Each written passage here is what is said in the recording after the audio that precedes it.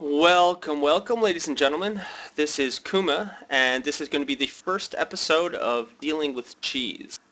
I basically decided to do a web show about how to deal with cheese, so that people who are starting out and aren't as familiar with the mechanics and the gameplay of StarCraft 2 can still effectively beat cheese.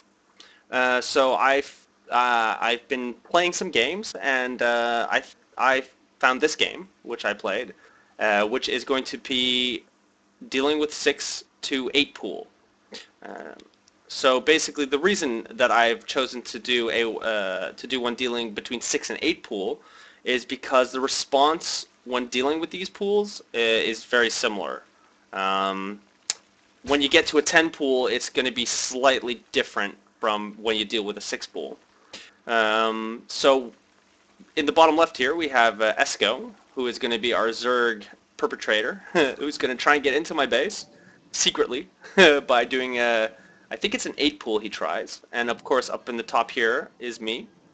So we're going to do this on a map where I find that starting with a Forge Fast Expand is a bad idea. So this will work on maps like Metalopolis,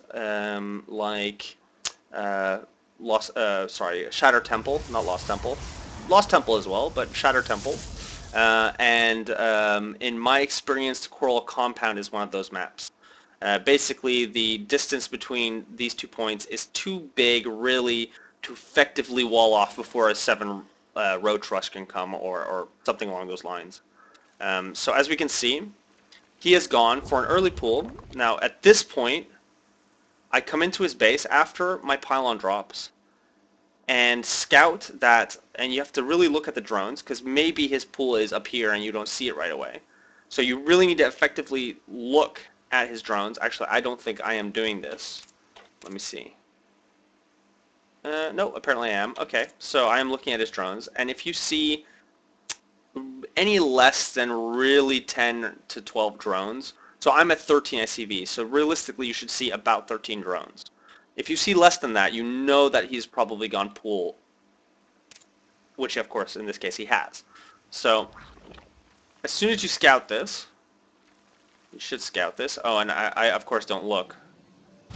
And now I look because I'm going back. But anyway, it's an early one. But this will still work. So I cancel that. Cancel my gateway. So you need to put down a forge at your choke right away. Also important is this pylon placement needs to be perfectly aligned here so that you can fit 3 buildings in. So you put down the forge, you stop making drones. That is probes. Sorry, you stop making probes. That's quite important.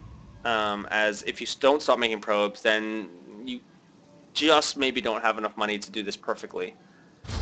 So you put down your forge, you put down the gateway, and because I was slightly late, I put down a pylon. Now you can, if you want to put down a cannon here, that is a possibility. That would work usually if you scouted it right away, and instead of the gateway, put down the forge right away.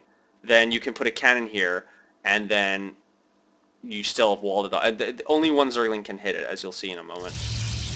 But instead of that, I decide to put a pylon down and then a photon cannon on the side. The reason for that is that pylons have twice as much HP as the cannons do, so they last longer.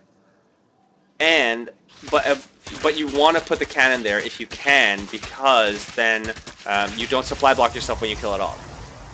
So he backs off because obviously he's not going to get through this wall before my my pylon goes.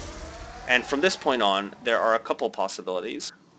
I chose, in this case, to go for a proxy 3-gate. So basically some reverse cheese.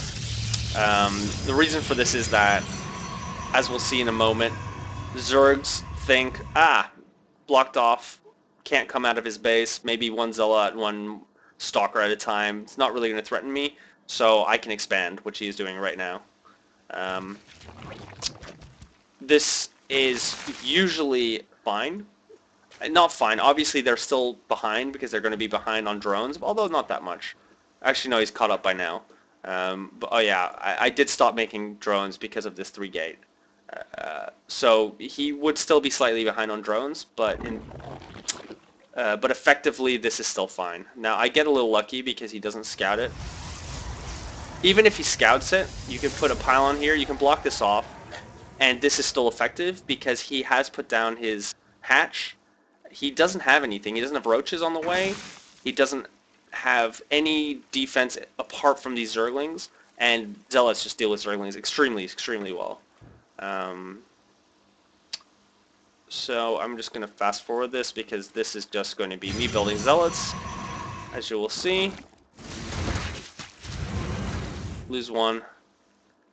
I walk into his main, and it's just a bunch of dancing back and forth, trying to kill probes. Because realistically, the only thing he can do is put down some spine crawlers, but my Zealots still will deal with everything. Because you're building 3 Zealots at a time, it's still going to deal with everything that he can throw at you, realistically speaking.